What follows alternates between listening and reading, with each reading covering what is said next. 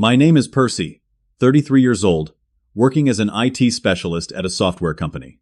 Last week, I received a text from my mom that knocked the wind out of me. Easter this year is for successful children only. You don't need to come anymore. The irony? I've been silently paying my golden boy brother's rent and my sister's college tuition for 18 months. After picking my jaw off the floor, I texted back, "Good luck with the next bill." Before I tell you what happened next, let me know where you're watching from. Hit that like and subscribe button, and tell me what you would have done in my shoes. To understand why my mom's text hit me like a freight train, you need to know about my family. My mother, Elaine, 58, has always had a clear hierarchy among her children. At the top sits Maxwell, 35, my older brother and the undisputed golden child. Then there's Sophie, 22, my younger sister, the baby of the family and only daughter. And somewhere in the forgotten middle, there's me. Our family dynamic wasn't always this dysfunctional. When my father was alive, he balanced out my mother's tendency to play favorites. Dad was a construction foreman, hardworking and fair. He made sure to spend individual time with each of us, and in those moments, I felt seen. But everything changed when I was 15. Dad was driving home from a night shift when a drunk driver hit him head-on. He died instantly. After Dad died, Mom seemed to transfer all her hopes and dreams onto Maxwell. He became the man of the house in her eyes, despite being only 17 at the time. She constantly referred to him as her brilliant boy and future millionaire. Maxwell was handsome, charismatic, and could talk his way into or out of anything. Mom pulled together every penny of insurance money to send Maxwell to an expensive private school, convinced it would set him up for success. Sophie, being the youngest and only daughter, received a different kind of favoritism. She was Mom's precious girl, delicate and in need of protection. Every request was granted, every tear was a crisis. Mom worked overtime at her administrative job to ensure Sophie had the best clothes, the latest phone, and could participate in every extracurricular activity that caught her interest. Then there was me, Percy, the middle child. With all resources directed toward Maxwell's education and Sophie's happiness, I learned to fend for myself early. At 16, I started working at the local grocery store, stocking shelves after school to have my own spending money.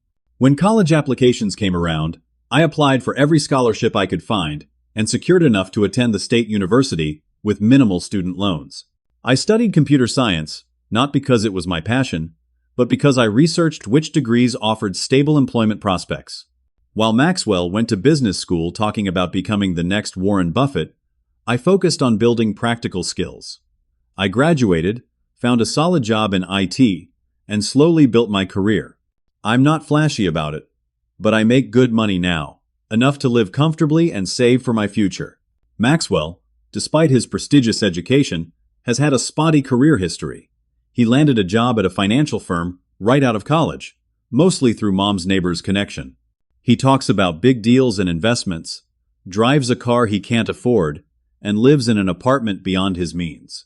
What my mother doesn't know, or chooses to ignore, is that Maxwell has been fired from 3 jobs for underperforming. Each time, he spins a story about moving on to better opportunities, or the company not recognizing his vision. Sophie went to college to study fashion design, then switched to marketing, then to communications. She's currently on her 4th major, business administration, and has extended her graduation timeline by 2 years already. She lives in a nice off-campus apartment with friends, posts Instagram photos from restaurants and weekend trips, and seems to have an endless supply of new clothes. What Mom doesn't see is the credit card debt Sophie has racked up trying to maintain this lifestyle. Throughout the years, despite the obvious favoritism, I maintained a relationship with my family. Sunday dinners at Mom's house became a regular tradition after Dad died. Partly because I knew Mom was lonely, partly because I still hoped for her approval. At these dinners, Maxwell would regale us with tales of his business ventures. Sophie would show off her latest purchases, and Mom would beam with pride. When they asked about my work, their eyes would glaze over as soon as I mentioned anything technical. Mom would often cut me off with, "Well, at least you have job security, dear," in a tone that made it sound like a consolation prize. I accepted my role as the dependable but unexciting middle child. I figured stability wasn't as glamorous as Maxwell's get-rich-quick schemes or Sophie's social media popularity, but it was something I could be proud of. I paid off my student loans, built up a healthy savings account, and was starting to look at buying a house. I wasn't unhappy with my life, even if my family couldn't see its value. But everything started to change about 18 months ago, when the carefully constructed facades my siblings had built began to crack. It was a Tuesday evening in October when I received a call from Maxwell. I remember because I was in the middle of debugging a server issue, and seeing his name on my phone was unusual. Maxwell rarely called me unless he needed something. "Hey, Percy," he said, his voice uncharacteristically subdued. "Got a minute to talk?" Something in his tone made me step away from my computer. "Sure, what's up?" He cleared his throat. "Look, I'm in a bit of a situation. That investment I told Mom about last Sunday, it didn't exactly pan out." This wasn't surprising. Maxwell had been talking about a sure-thing cryptocurrency investment for weeks. According to him, he was going to triple his money in a month. "How bad is it?" I asked. "Bad enough that I can't make rent next week," he admitted. "I put a lot into this one, Percy. I thought it was a sure thing." I rubbed my temples. "How much do you need?" $2,000 for rent plus utilities," he said quickly. "Just until my next commission check comes in. I'll pay you back, I swear." I had my doubts about the repayment, but he was my brother. "I'll transfer it tonight." "You're a lifesaver, Percy."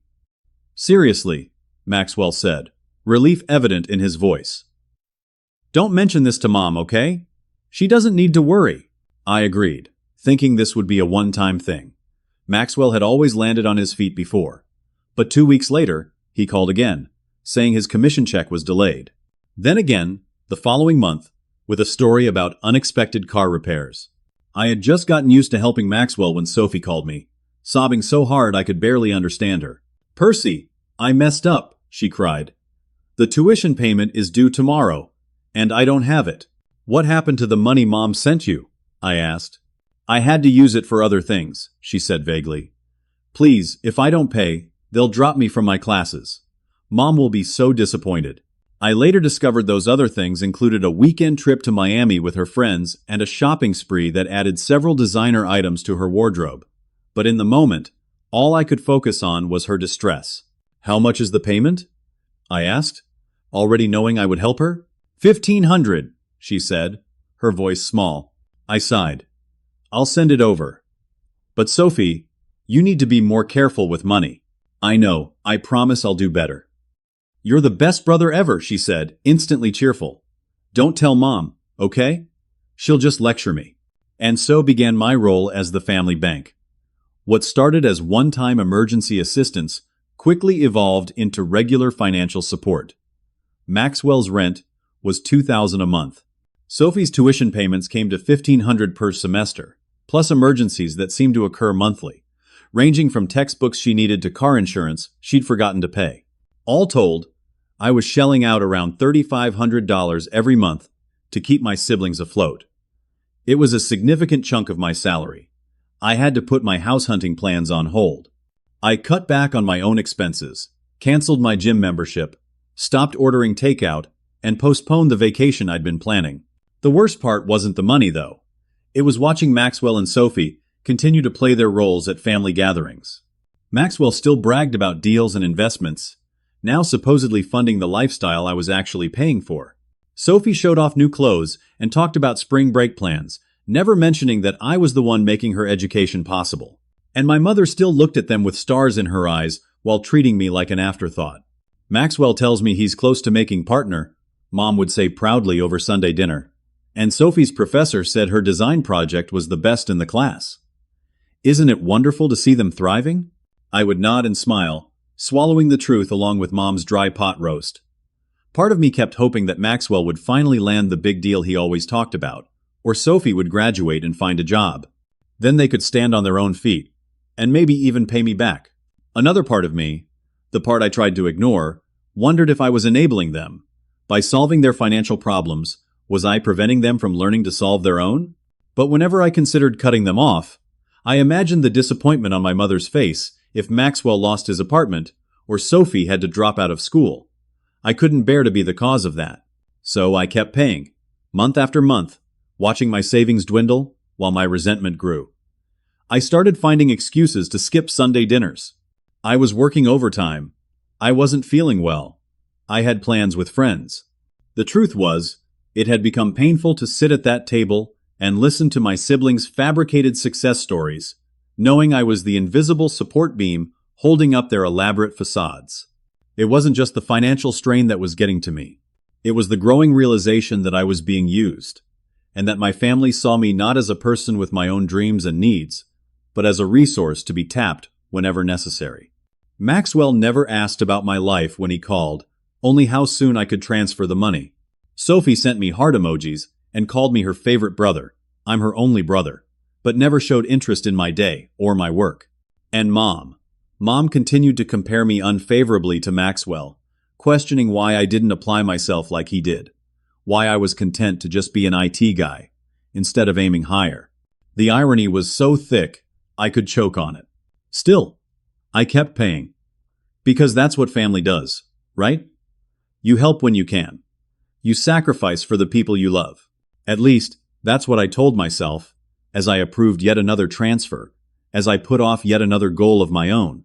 I was managing to hold it all together. Barely, until 3 weeks before Easter.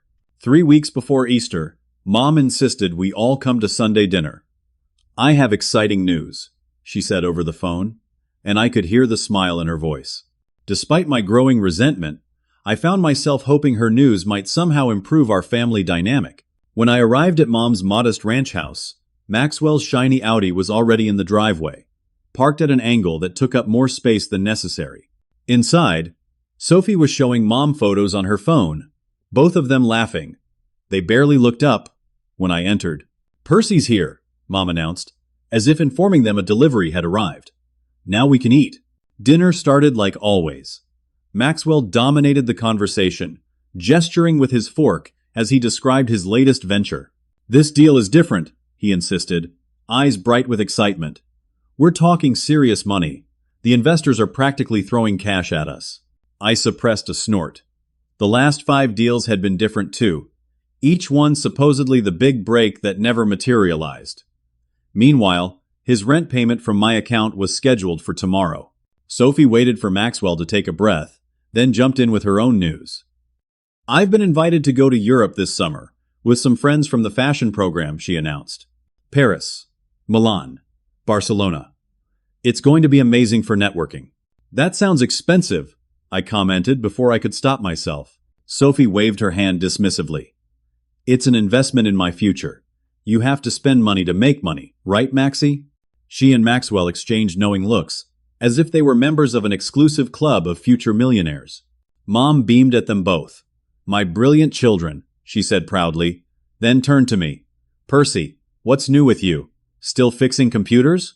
Before I could answer, she continued. "Anyway, I have my own exciting news. I've decided to host a big Easter celebration this year. I'm inviting the whole neighborhood, plus the church group. It's going to be the event of the season." "That sounds nice," I said, genuinely pleased to see her enthusiastic about something. Mom hadn't hosted a big gathering since Dad died. "Can I bring anything?" Mom's smile faltered. "Oh, I don't think so, honey. I'm having it catered, very upscale. I want everything to be perfect." "I could at least bring a dessert," I offered. "Remember those chocolate chip cookies Dad loved? I found his recipe."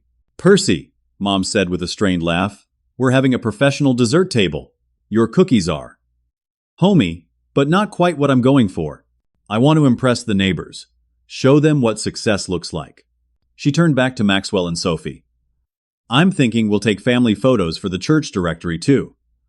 Maxwell in his suit, Sophie in that beautiful blue dress you wore to your cousin's wedding." It was as if I'd disappeared from the table. They continued planning the Easter celebration, discussing outfits and menu items that sounded unnecessarily fancy for a holiday, traditionally centered around a ham and some painted eggs. I left that dinner feeling unsettled, but told myself I was overreacting. So what if Mom wanted a fancy Easter? So what if she didn't want my homemade cookies? It wasn't worth getting upset about. A week later, Maxwell called. I knew what he wanted before he even spoke. "Hey, little brother," he said.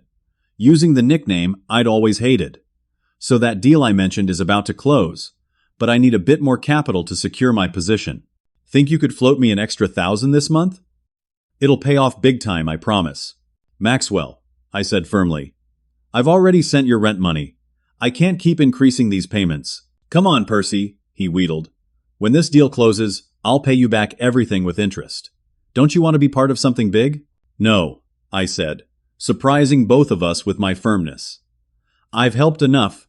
You need to figure this out yourself. He hung up angry. I felt guilty, but also relieved. Setting a boundary, even a small one, felt good. The next day, Sophie texted, "Found the perfect dress for Easter. Only $800. Can you send money as soon as possible? Love you." Again, I said no. Again, I faced anger and emotional manipulation. Sophie called me selfish, reminded me that family should support each other, then tried to make me feel guilty by saying she'd look like a failure in front of Mom's friends without a new dress. I held my ground. Something was shifting inside me, a recognition that this pattern couldn't continue. Then, the following morning, my phone pinged with a text from Mom. I opened it, expecting details about Easter, maybe even an assigned dish now that she'd had time to reconsider my offer. Instead, I read, "Easter this year is for successful children only. You don't need to come anymore." I stared at the screen in disbelief, reread it once, twice. It felt like being punched in the stomach. Not just uninvited, but explicitly told I wasn't successful enough to be included in a family holiday. After everything I'd sacrificed for Maxwell and Sophie, after all the money I'd poured into maintaining the illusion of their success, after years of accepting my role as the less favored child, my fingers hovered over the phone. I thought about calling Mom, demanding an explanation. I thought about texting a hurtful response. I thought about contacting Maxwell and Sophie, asking if they knew about this. Instead, I typed, "If I'm not successful enough to attend Easter, then perhaps I'm not successful enough to pay Maxwell's rent or Sophie's tuition anymore. Good luck with next month's bills." I hit send before I could second-guess myself, then turned off my phone entirely. My hands were shaking. Part of me couldn't believe I'd finally stood up for myself. Another part wondered if I'd just blown up my entire family relationship. But mostly, I felt a strange mixture of pain and relief. The pain of rejection was sharp and immediate, but underneath it was the relief of finally acknowledging what I'd known deep down for months. In my family's eyes, I was valued not for who I was, but for what I could provide.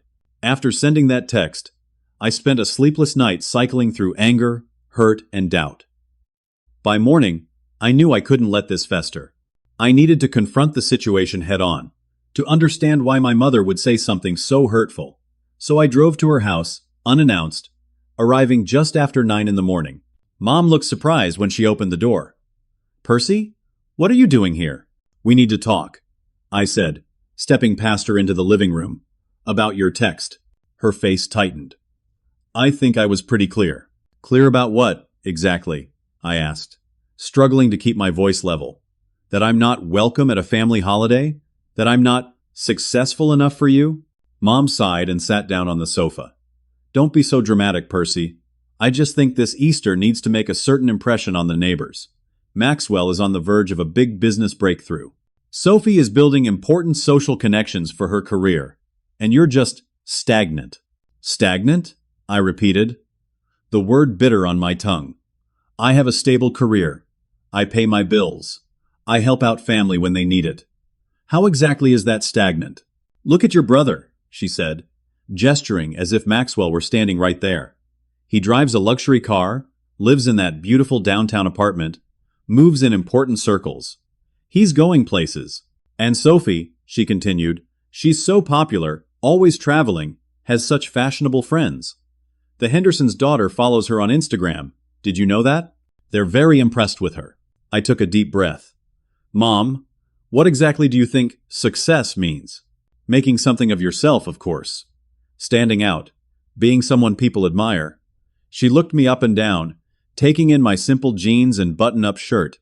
Not just blending into the background, fixing computers for a paycheck. The dismissal in her voice sparked something in me. "Did you know," I said slowly, "that Maxwell hasn't paid his own rent in over a year?" Mom's expression froze. What are you talking about? Of course he pays his rent. He makes good money at his firm. No, Mom. I pay his rent. $2,000 a month, directly to his landlord. Has been since last October. She shook her head. That's ridiculous.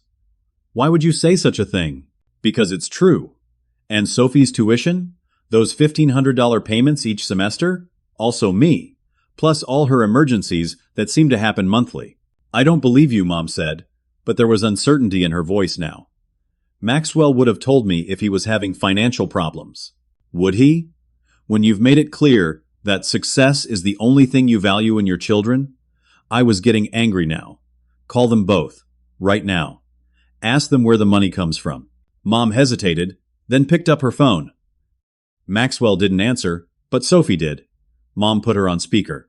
Sophie, honey, Percy is here saying some concerning things. He claims he's been paying your tuition. Is that true? There was a long pause. Sophie's voice was small. It's complicated, Mom. Either he pays it or he doesn't, Mom snapped. Which is it? He's been helping me out, Sophie admitted. But it's just temporary. Once I graduate and get a good job, I'll pay him back everything. Mom ended the call and sat in stunned silence. I noticed her purse on the coffee table, open, with what looked like a stack of papers inside. Without thinking, I reached for it. What are you doing? Mom protested, but too late. I pulled out the papers. They were Sophie's tuition statements for the current semester. And there, clearly visible on the payment history, was my name and bank account information. You knew, I said, my voice hollow. You knew I was paying. Mom snatched the papers back. I found out recently, she admitted. Sophie left those in her room last time she visited. But I assumed it was just a one-time thing. Why didn't you say anything?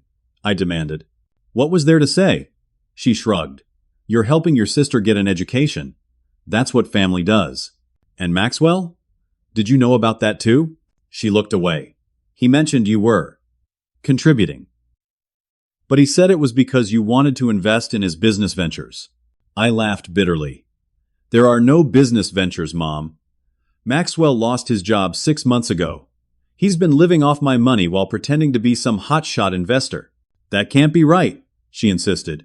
Maxwell is very successful. He tells me about his deals all the time. They're not real. I was shouting now.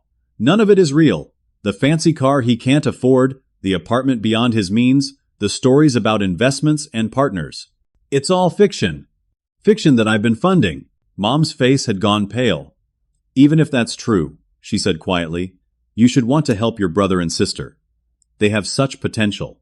They just need a little support until they can really take off. And what about me? I asked.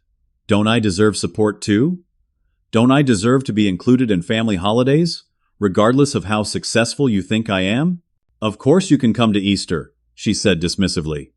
I was just upset when I sent that text. You had refused to help Maxwell with his important investment opportunity. So I'm only welcome if I keep paying? The realization hit me hard. That's it, isn't it? I'm not invited as your son. I'm invited as the family ATM. The doorbell rang, interrupting our conversation. Mom jumped up to answer it, clearly relieved by the distraction. To my surprise, Maxwell walked in, looking uncomfortable. Mom said you were here, he said, not meeting my eyes. Look, about that extra money. Maxwell, Mom interrupted. Percy is saying you lost your job months ago, that he's been paying your rent. Tell him that's not true. Maxwell looked between us, trapped. I could see the moment he decided to come clean, his shoulders slumping in defeat. It's true, he admitted. I was let go in October. The market's been tough, and my investment strategy hit some snags. Snags? I echoed. You lost everything, didn't you? He nodded miserably. I thought I could turn it around before anyone found out. I just needed a little help to keep up appearances while I got back on my feet. And what did you tell Mom about where your rent money was coming from? I asked, already knowing the answer. Maxwell couldn't look at either of us. I may have mentioned that my investments were paying off, that I was doing really well. Mom sank back onto the sofa. You lied to me? Both of you? She looked genuinely shocked, as if the possibility that her golden children could be dishonest had never occurred to her. I didn't want to disappoint you, Maxwell said quietly. You're always so proud when you tell your friends about my success. I couldn't bear to let you down. I turned to Mom. And what about me? Have I let you down too? By being honest about who I am and what I can afford? She didn't answer directly. Instead, she said, I still don't see why you're so upset. So you've been helping your siblings. That's what family does. You should be grateful you're in a position to help them achieve their dreams. Her words confirmed everything I'd feared. In her mind, my purpose in the family was to support Maxwell and Sophie, to be the invisible foundation upon which their fabricated success stories could be built. What about my dreams? I asked quietly. I've put my life on hold for 18 months to fund their lifestyles. I've delayed buying a house, canceled vacations, cut back on everything. Don't my goals matter too? Of course they do, honey, Mom said in the condescending tone she always used with me. But let's be honest, your brother and sister have such special talents. They're going to do extraordinary things. You're more practical, dependable. In other words, I said, not worth investing in, not worth celebrating, just worth using as a piggy bank. That's not fair, Maxwell protested weakly. Isn't it? I stood up, suddenly needing to leave. I think it's exactly fair, and exactly what's been happening. I walked to the door, then turned back. I won't be coming to Easter. Not because I'm not invited, but because I choose not to come, and I won't be paying any more bills either. You all need to figure out your own finances from now on. As I left, I heard Mom calling after me, but I didn't look back. The truth was finally out in the open, and it was every bit as painful as I'd feared. But there was also a strange sense of clarity. For the first time in my adult life, I was seeing my family dynamics without illusions or excuses. And it was time to make some changes. The drive home from Mom's house was a blur. My hands gripped the steering wheel so tightly my knuckles turned white, and my mind raced through the confrontation on endless repeat. When I finally reached my apartment, I collapsed onto my couch, emotionally drained. I called in sick to work the next day. Something I rarely did. I couldn't focus, couldn't imagine sitting in meetings discussing server upgrades when my personal life had just imploded. Instead, I spent the day alternating between staring at the wall and checking my phone, which remained stubbornly silent. No calls from Mom, no texts from Maxwell or Sophie. It was as if I'd suddenly become invisible to my family now that I'd closed the bank. By the second day, the shock had faded enough for anger to take its place. I tallied up exactly how much money I'd given my siblings over the past 18 months. The number made me physically ill. $47,000. Nearly $50,000 that could have been the down payment on a house, or an emergency fund, or retirement savings. Gone, with nothing to show for it except a family that valued me so little they'd uninvite me from Easter for being unsuccessful. On the third day, I finally called my best friend, Jordan. We'd been friends since college, and he was one of the few people who understood my family dynamics. I've been waiting for this day, Jordan said, after I explained what happened. Honestly, Percy, I'm surprised it took you this long to snap. What do you mean? Dude, you've been your family's doormat for years, he said bluntly, even before you started paying their bills. You let them treat you like you're less valuable, less worthy of attention and respect. It's painful to watch. His words stung because they were true. So, what do I do now? You set boundaries, Jordan said. Real ones, not just about money. You decide what kind of relationship you're willing to have with them going forward. And you stick to it, even when they try to make you feel guilty, which they absolutely will. After talking with Jordan, I spent the weekend thinking about what I wanted. Part of me was so hurt I considered cutting contact completely. But another part recognized that family relationships are complicated, and despite everything, I still loved them. The problem was, I wasn't sure they loved me, at least not in a healthy way. They seemed to love what I could do for them, not who I was as a person. As I pondered my options, memories surfaced moments when my family had shown genuine care. Maxwell standing up for me against neighborhood bullies when we were kids. Sophie sending me a handwritten thank you card when I helped her with a school project in middle school. Mom nursing me through a terrible flu during my senior year, sitting by my bed and stroking my hair like she did when I was small. Those moments of genuine connection seemed so distant now, buried under years of favoritism and exploitation, but they had been real once. Could they be real again? By Monday, I knew I needed professional help sorting through these feelings. I scheduled an appointment with a therapist, Dr. Merritt, who specialized in family dynamics. In our first session, I poured out the whole story. What you're describing, Dr. Merritt said gently, is a classic pattern of family roles. You've been assigned the role of rescuer or caretaker, while your siblings get to be the special ones. These patterns often form early and can be very difficult to break. So what do? I asked. Just accept that's my role forever? Not at all, she said. But changing the dynamic requires you to change first. Your family has been operating this way for so long, they'll naturally resist when you try to step out of your assigned role. They already are, I admitted. My phone's been blowing up since yesterday. Maxwell says his landlord is threatening eviction. Sophie says she'll have to drop out. Mom keeps switching between guilt trips and promises to talk about it all at Easter. And how does that make you feel? Dr. Merritt asked. Terrible, I admitted, like I'm abandoning them, but also angry. They never cared how their behavior affected me. Why should I torture myself over how my boundaries affect them? That's a very insightful question, she nodded. The guilt you're feeling is programmed.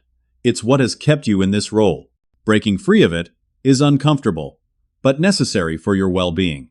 Over the next week, I continued ignoring the barrage of texts and calls. Each day, it got a little easier to stand my ground. I focused on work during the day and spent evenings researching healthier family dynamics and working through the exercises Dr. Merritt suggested. 10 days after the confrontation at Mom's house, I felt steady enough to craft a response. I sat down and composed a text to my mother. I've had time to think about our conversation and the situation with Maxwell and Sophie. I realize now that our family has fallen into unhealthy patterns. I've enabled Maxwell and Sophie's financial irresponsibility, and you've encouraged it by praising their lifestyle while dismissing my stability. If I'm not successful enough to be included in family holidays, then I'm certainly not obligated to fund the false image of success, my siblings' project. I won't be attending Easter, and I won't be providing any more financial support until we can have an honest conversation about respect and boundaries in this family. My finger hovered over the send button. Was I being too harsh? Not harsh enough? I thought about all the Sunday dinners where I'd been made to feel less than. All the times my achievements were dismissed while my siblings' smallest efforts were celebrated. The decades of subtle and not so subtle favoritism. I pressed send. Then I sent individual texts to Maxwell and Sophie, more direct and specific. To Maxwell, I've supported you financially for 18 months while you pretended that money was coming from successful investments. I won't be paying your rent anymore. It's time for you to get a job, any job, and start being honest about your situation. To Sophie, you need to take responsibility for your education and finances. I won't be making any more tuition or emergency payments. Talk to your school's financial aid office, get a part-time job, and create a realistic budget. I turned off my phone after sending the texts, not ready to deal with their responses. I felt simultaneously terrible and liberated. Terrible because I knew my words would hurt them, and despite everything, I didn't want to cause pain. Liberated because for the first time in years, I was prioritizing my own well-being. That night, I slept better than I had in months. When I finally turned my phone back on Sunday evening, the screen lit up with notifications. 15 missed calls from Mom, 23 from Maxwell, 12 from Sophie. Dozens of text messages ranging from angry accusations to tearful pleas. Maxwell's text started with outrage. You can't just cut me off without warning. My landlord is threatening eviction. They gradually evolved into bargaining. Okay, maybe I should have been more upfront, but can't we work something out? Just until this deal closes next month. And finally descended into panic. Percy, please, I have nowhere to go. I'm going to be homeless. Sophie's messages were emotionally manipulative from the start. I thought you loved me. How could you do this to your little sister? Followed by, my friends all say you're being incredibly cruel. Is that how you want people to see you? And then catastrophizing. I'll have to drop out, and my life will be ruined, and it will be your fault. Mom's texts were the most difficult to read. She fluctuated between attacking me, "How dare you abandon your family when they need you," and trying to make me feel guilty, "Your father would be so disappointed in you." There were also attempts at manipulation. "If you start helping again, we can forget this whole ugly episode, and you can come to Easter after all." None of them acknowledged their part in the situation. None offered an apology. All acted as if I was the one causing the problem, rather than responding to years of exploitation. I took a deep breath and called Mom first. "Finally," she answered immediately. "Percy, this has gone far enough. Your brother and sister are in crisis because of your selfishness." "Hello to you too, Mom," I said, keeping my voice steady. "I'm not being selfish. I'm establishing boundaries after years of being taken advantage of." "Boundaries?" she scoffed. "Family doesn't have boundaries. Family helps each other. Help goes both ways, Mom. When have Maxwell or Sophie ever helped me? When have you acknowledged my contributions instead of dismissing them?" There was a pause. "That's different," she said finally. "They're special. They need more support." "And I don't?" I asked quietly. "I don't deserve respect or recognition?" "Of course you do, honey," she said in that placating tone I'd grown to hate. "But you're different. You're steady, self-sufficient." "Because I had to be," I pointed out. "Because all the attention and resources went to them." "That's not true," she protested weakly. "Isn't it? Who paid for Maxwell's private school? Who got a car for their 16th birthday? Who had their apartment furnished as a going-away-to-college present? It wasn't me." Mom sighed. "Percy, what do you want from me? An apology for raising you to be responsible? For giving you siblings you can be proud of?" "I want you to see me," I said, my voice breaking slightly. "To value me for who I am, not just what I can provide. To understand that I have dreams and needs too." "Of course I see you," she said, but her tone was dismissive. "Now, about Easter. If you agree to help Maxwell with this month's rent, just until he gets back on his feet, I think we can put this unpleasantness behind us." I closed my eyes, accepting what I'd known deep down. "I won't be coming to Easter, Mom, not because I'm not invited, but because I choose not to come. I need time to reevaluate our relationship." "You're being ridiculous," she snapped. "And selfish. Think about how this looks to the neighbors, to our church friends. A family divided at Easter. That's your concern? How it looks, not how your children feel?" I shook my head, though she couldn't see it. "That says everything I need to know." After ending the call with Mom, I steeled myself and called Maxwell. To my surprise, he sounded subdued, even humble. "Hey," he said quietly. "I wasn't sure you'd call. I said we needed to talk about boundaries. Not that I was cutting contact," I clarified. There was a pause. "Look, Percy, I know I messed up. I should have been honest about losing my job. I couldn't face disappointing everyone." It was the closest thing to an apology I'd heard from any of them. "What's your plan now?" I asked. He sighed heavily. "I don't have one. I've been so focused on maintaining appearances that I didn't plan for reality. My landlord gave me until the end of the week to pay or get out." "And the big deal you mentioned at dinner? The investors throwing cash at you?" "There's no deal," he admitted. "No investors. I haven't had a real job interview in months. I've been living in denial." His honesty was unexpected and, I had to admit, refreshing. "Why the lies, Maxwell? All these years, all these stories about success and wealth." "Why? You know, Mom," he said simply. "Nothing less than extraordinary is acceptable. When Dad died, she put all her hopes on me. You're the man of the family now, Maxwell.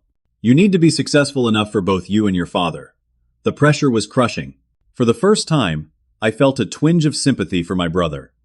The golden child pedestal came with its own burden. "That doesn't excuse taking my money under false pretenses," I said firmly. "I know," he acknowledged.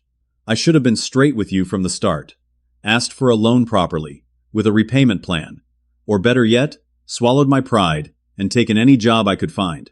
After talking with Maxwell, I called Sophie. Her reaction was less mature. "You've ruined everything," she said immediately. "Mom's been crying for days. Maxwell might be homeless, and I had to call the financial aid office like some charity case." "Sophie," I said firmly, "you are an adult. Taking responsibility for your finances is part of growing up. But my friends all have parents who pay for everything. She whined. Why should I have to struggle when you have plenty of money? Because it's my money, I said simply. I worked for it. I saved it. And I get to decide how to spend it. That's so selfish. No, Sophie. Selfish is expecting others to fund your lifestyle without appreciation or reciprocation. Selfish is showing off new clothes and weekend trips paid for with someone else's money. Selfish is never once asking how those payments might be affecting me. That stopped her short.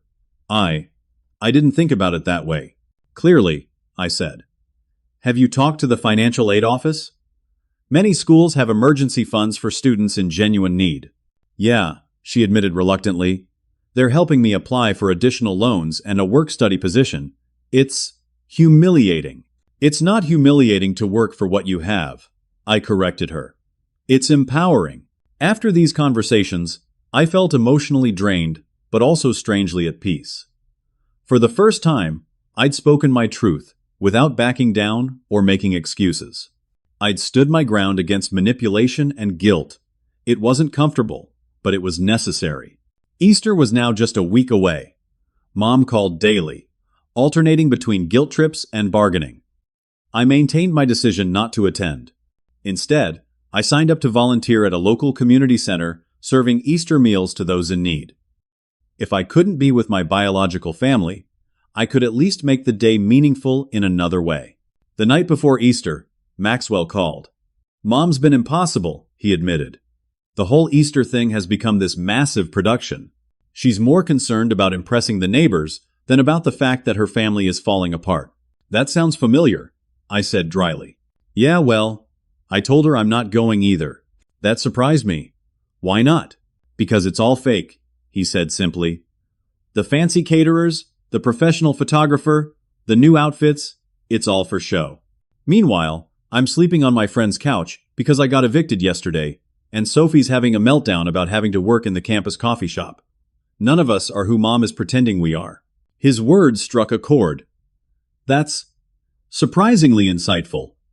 Maxwell, being homeless will do that to you, he said with a bitter laugh.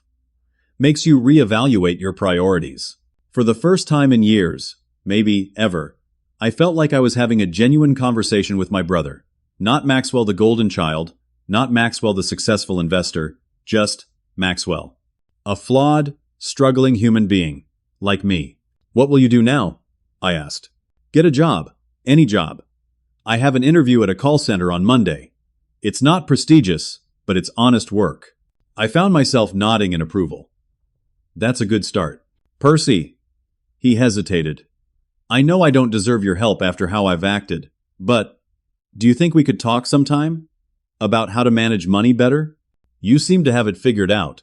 It was the first time Maxwell had ever acknowledged that I might have something valuable to teach him. Yeah, I said. We can do that.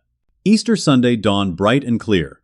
I arrived at the community center early, eager to keep myself busy, rather than dwelling on the family gathering I was missing. The center was buzzing with volunteers setting up tables, arranging decorations, and preparing food in the kitchen. First time volunteering with us?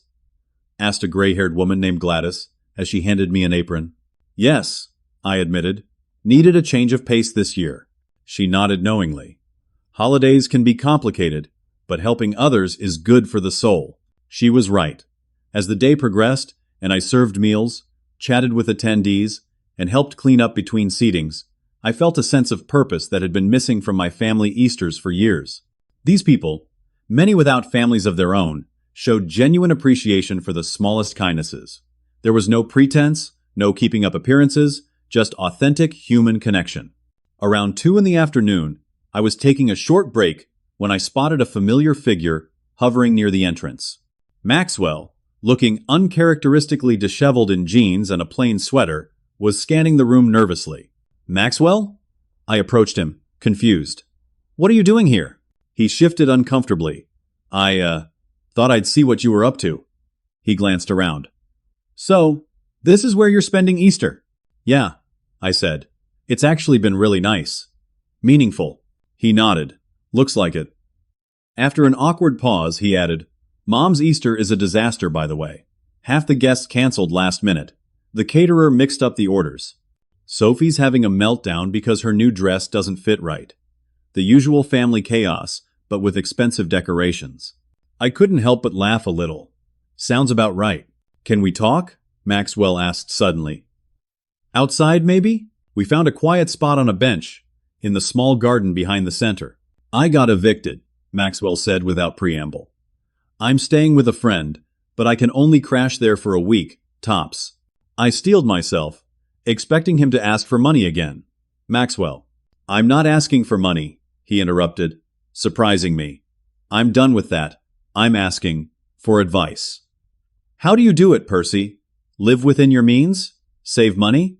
All the stuff I should have learned years ago, but was too busy chasing get-rich-quick schemes to figure out. His question was so unexpected, so genuine, that for a moment I didn't know how to respond. It's not complicated, I said finally. Spend less than you earn. Save consistently. Avoid debt when possible. It's just discipline, mostly. Discipline, Maxwell repeated, as if tasting an unfamiliar word. Not my strong suit, as you know, but I'm learning, the hard way. We talked for nearly an hour. Real talk, not the superficial conversations we'd had for years. Maxwell admitted how terrified he was of failing, how Mom's expectations had driven him to create an elaborate fiction of success rather than admit he was struggling. I shared how it felt to be constantly overlooked, to have my achievements dismissed as unimportant. I was jealous of you, Maxwell confessed, staring at his hands. You always seemed so stable, like you knew who you were and were comfortable with it. I've been playing a role for so long I'm not even sure who the real me is anymore. I was jealous of you too, I admitted. The golden child who could do no wrong. All the attention, all the praise. A lot of good it did me, he said bitterly. Look at us now. You've got a career, savings, respect. I've got nothing but a trash bag of clothes in my friend's spare room. It's not too late to change, I told him. You're smart, Maxwell. You've just been using your intelligence to maintain appearances instead of building something real. My phone buzzed with a text from Sophie. Easter is ruined. Mom's crying in her room. Caterer food tastes awful. Where are you and Maxwell? I showed the text to Maxwell, who shook his head. Drama as usual. Should we rescue her? I think she needs to learn the same lesson you are, I said. That real life isn't Instagram perfect, and that's okay. Maxwell nodded slowly. I get it now. Why you cut us off financially. It wasn't cruelty. It was tough love, I guess? Something like that, I agreed. I couldn't keep enabling behavior that was hurting all of us in the long run. We were interrupted by another call, this time from Mom. I hesitated, then answered on speaker. Percy? Is Maxwell with you? Her voice sounded strained. The Easter gathering is not going as planned. He's here, I confirmed. We're at the community center where I'm volunteering today. There was a long pause. A community center? On Easter? Yes, Mom. Serving meals to people who don't have family to celebrate with. Another pause. Then, surprisingly, that's in die. That sounds nice, actually. More meaningful than this show I've put on. No one's impressed. The food is terrible. Sophie's locked herself in the bathroom crying about her dress. And I just keep thinking. Thinking what, Mom? I prompted when she trailed off. That your father would have hated all of this, she said quietly. The pretense. The showing off. He was always about family being together, not about impressing others. It was the first time in years I'd heard her mention Dad in a way that wasn't glorifying his memory or lamenting his absence. It was just real. Maybe next year could be different, I suggested cautiously. Simpler, more authentic. Maybe, she agreed, her voice thoughtful. Would you? Would you both come over tomorrow for leftovers and talk? No pretense, no expectations, just family. I looked at Maxwell, who nodded. We'll be there, I said. After the call ended, Maxwell and I returned to the community center to finish our volunteer shift. Something had shifted between us, a new understanding that felt tentative but genuine. In the weeks that followed, our family began the slow, awkward process of rebuilding relationships on more honest foundations. It wasn't easy. Old patterns don't disappear overnight. Mom still occasionally slipped into comparing us, or emphasizing appearances. Maxwell and Sophie had setbacks in their journey toward financial responsibility. But changes were happening. Maxwell got the call center job and moved into a modest studio apartment he could actually afford. Sophie reduced her course load, got a part-time job on campus, and started learning to budget. Mom joined a grief support group, finally addressing the loss of Dad that had shaped so much of our family dynamic. As for me, I maintained my boundaries while remaining open to this new, more authentic family connection. I didn't resume paying their bills, but I did offer knowledge and support. I helped Maxwell create a budget and debt repayment plan. I showed Sophie how to apply for scholarships and manage her student loans. 3 months after that fateful Easter, we had our first Sunday dinner where no one pretended to be something they weren't. We talked about real challenges and modest victories. No one tried to impress anyone. We just were.